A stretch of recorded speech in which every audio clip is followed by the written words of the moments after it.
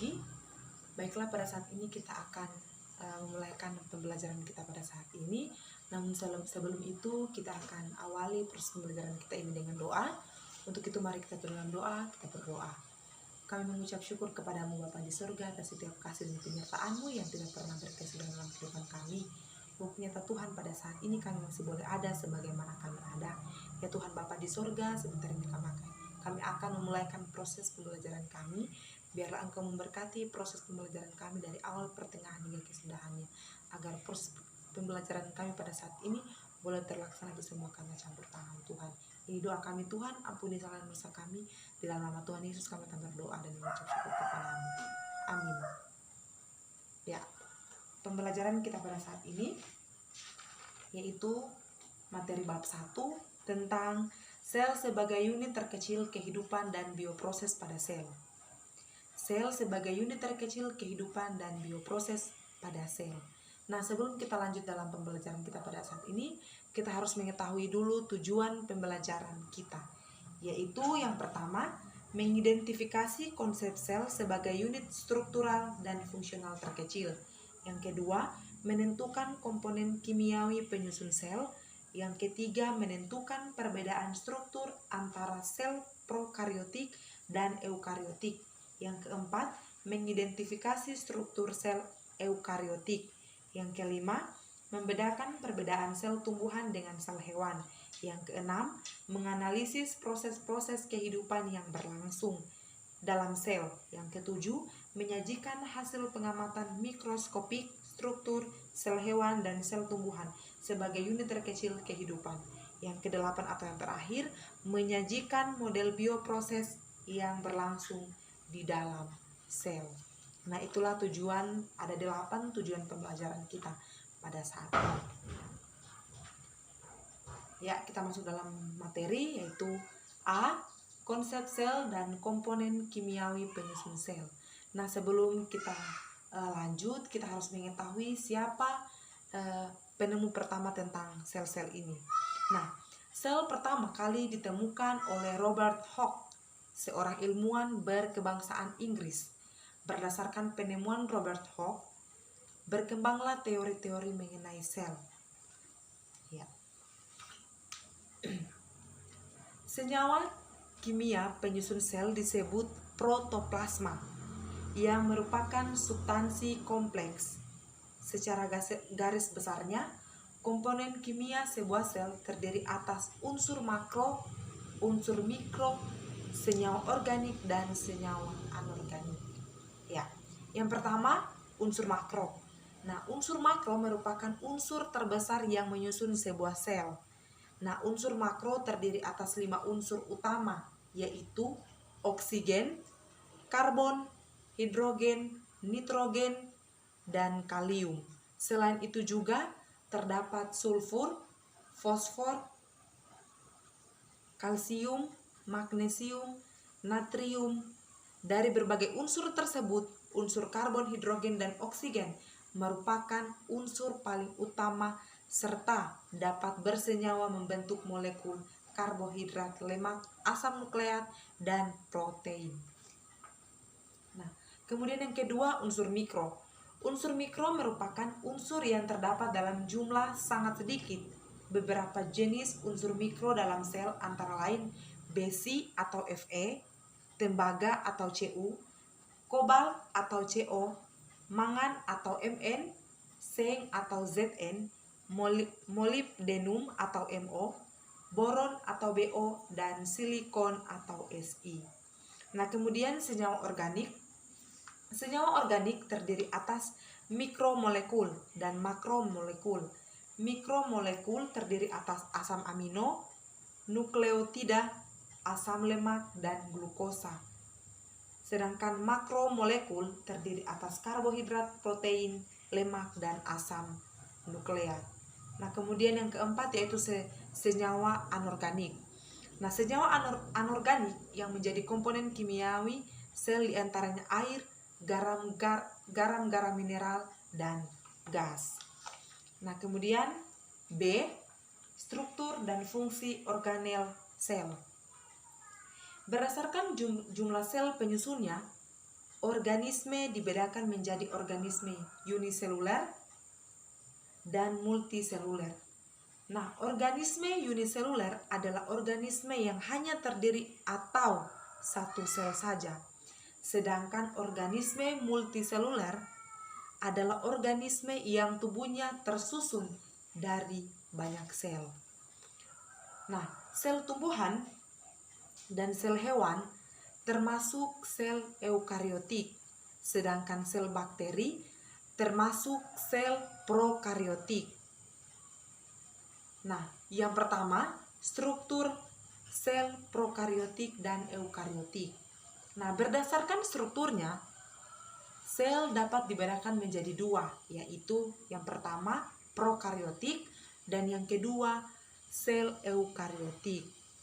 Nah, sel prokariotik yaitu sel yang tidak memiliki membran inti, sehingga inti sel berbatasan langsung dengan sitoplasma. Makhluk hidup yang termasuk prokariotik adalah bakteri atau ganggang biru dan biasa disebut dengan nama kimianya itu cyanobacteria. Nah, sedangkan sel eukariotik merupakan sel yang sudah memiliki membran inti atau nukleus dibungkus membran nukleus dan sistem endomembran. Sel eukariotik terdapat pada sel tumbuhan dan sel hewan. Nah, kita bisa lihat gambar ini. Ya. Nah, gambar yang pertama ini yaitu gambar struktur sel tumbuhan, sedangkan gambar yang kedua ini yaitu gambar struktur sel hewan. Ya. Struktur sel eukariotik terdiri atas 3 komponen utama, yaitu membran plasma, sitoplasma, dan organel-organel sel. Ya. Kemudian yang kedua yaitu perbedaan sel hewan dengan sel tumbuhan. Nah, sel hewan dan sel tumbuhan termasuk sel eukariotik. Meskipun sama-sama sel eukariotik, kedua sel tersebut memiliki beberapa perbedaan pada organel-organel selnya secara spesifik. Ya. Nah, berdasarkan hasil pengamatan, sel menggunakan mikroskop elektronik dapat diketahui perbedaan antara sel hewan dengan sel tumbuhan. Sel hewan memiliki sentriol yang tidak dimiliki oleh sel tumbuhan. Adapun sel tumbuhan memiliki dinding sel plastida dan vakuola yang tidak dimiliki oleh sel hewan. Nah, itulah yang menjadi perbedaan antara sel hewan dan sel tumbuhan. Kalau sel hewan itu memiliki sentriol. Nah, sedangkan sel tumbuhan itu memiliki dinding sel plastida dan vakuol yang tidak dimiliki oleh sel hewan. Nah, kemudian kita masuk ke materi selanjutnya yaitu C, bioproses dalam sel. Nah, sel disebut sebagai unit fungsional terkecil dalam kehidupan karena di dalam sel berlangsung proses-proses kehidupan atau yang biasa kita kenal dengan bioproses. Nah, selain transport melalui membran, di dalam sel juga terjadi proses sintesis protein dan reproduksi. Nah, yang pertama yaitu mekanisme transport melalui membran. Nah, perpindahan molekul atau ion yang melewati membran ada 2 macam, yaitu transport pasif dan transport aktif. Nah, transport pasif merupakan perpindahan molekul atau ion tanpa menggunakan energi sel. Nah, maksudnya di sini yaitu perpindahan molekul ini terjadi secara spontan atau secara langsung, ya, yang mengikuti gradien konsentrasi. Nah, contoh transport pasif yaitu difusi dan osmosis. Nah, difusi adalah perpindahan molekul-molekul zat dari konsentrasi tinggi ke konsentrasi rendah. Perpindahan molekul-molekul zat dari konsentrasi tinggi ke konsentrasi rendah baik melalui membran plasma ataupun tidak. Ya, dan osmosis adalah perpindahan molekul-molekul pelarut atau air dari larutan berkonsentrasi rendah atau hipotonik ke larutan berkonsentrasi tinggi hipertonik melalui selaput atau membran semipermeabel. Ya. Kemudian yang kedua yaitu sintesis protein dalam sel. Nah, selain mekanisme transport melalui membran, di dalam sel juga terjadi sintesis protein. Sintesis protein berlangsung di ribosom. Ya. Kemudian yang ketiga yaitu reproduksi sel. Reproduksi sel merupakan proses penggandaan materi genetik atau biasa disebut dengan DNA yang terdapat di dalam nukleus sehingga menghasilkan sel-sel anakan yang memiliki materi genetik yang identik. Nah, reproduksi sel dapat terjadi karena peristiwa pembelahan sel secara mitosis. Pembelahan mitosis adalah peristiwa pembelahan sel yang terjadi pada sel-sel somatis serta menghasilkan dua sel anak dengan genotip sama dan identik dengan induknya. Ya.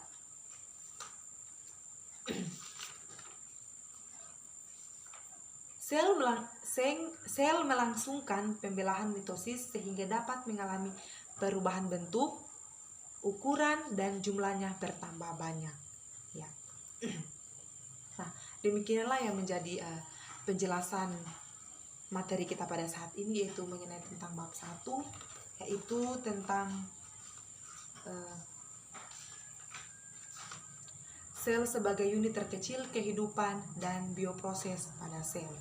Nah, sebelum kita mengakhiri pertemuan kita pada saat ini atau pembelajaran kita pada saat ini, saya akan memberikan kepada kalian semua untuk tugas, yaitu tugas kelompok atau tugas diskusi yang kita akan bahas pada pertemuan selanjutnya. Nah, sebelum itu kita akan membagi kelompok dan pada pertemuan selanjutnya kita akan membahas beberapa pertanyaan yang saya akan berikan kepada kalian, dan pertanyaan tersebut dengan jawabannya kita akan diskusikan secara bersama-sama. Ya, pertanyaan yang pertama yaitu bacalah informasi dari berbagai referensi mengenai proses pembelahan sel secara mitosis. Kemudian pertanyaan yang kedua, tulislah beberapa pertanyaan mengenai proses pembelahan mitosis berdasarkan informasi yang kamu baca. Yang ketiga, berdasarkan informasi yang kamu peroleh, diskusikan permasalahan-permasalahan berikut. Nah, pertanyaan yang ketiga ini sudah menyangkut penjelasan saya tadi, yang dimana pada pertemuan selanjutnya kita akan diskusikan jawaban yang kelompok-kelompok masing sudah temukan. Nah, apa yang dimaksud dengan pembelahan mitosis, dan berdasarkan kemampuan untuk melakukan pembelahan dapatkah sel mengalami perubahan bentuk, ukuran, dan jumlahnya. Kemudian apa hubungan antara pembelahan sel dengan aktivitas sel.